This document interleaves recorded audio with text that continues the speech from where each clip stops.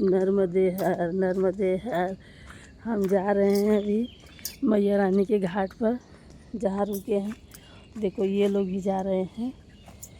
ये लोग नहा के आ गए हैं। हम लोग को डर लगती है तो हम लोग आश्रम में ही नहा लेते हैं। और जय हो मैया रानी। बहुत वहाँ मुझे देख के आते हैं हम लोग। मैया रानी कितना दूर है, रास्ता बहुत ऊपर नीचे है ना। मैं आप लोग को दिखा रही हूँ। अभी सुबह के 6:30 बज गया, 6:45 बजा है। सूर्य नारायण निकल रहे हैं। और ये देखो मैया का किनारा है। और जा रही हूँ दर्शन करने माता रानी के।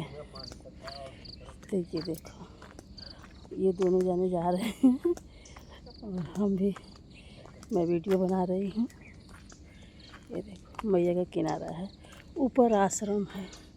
ये देखो ये सब आश्रम का ही सब हिस्सा है। बहुत ही अच्छा आश्रम है यहाँ का। और हम लोग मैया रानी के तट पर पहुँचने वाले हैं। और रात हम लोग यहाँ पर रुके थे। मैं खुद खाना बनाई थी यहाँ पर। 8 जाने थे, सबको खाना बनाई थी। खाना बना के फिर सब लोग खा पी के फिर सोए हम लोग। नर्मदे है।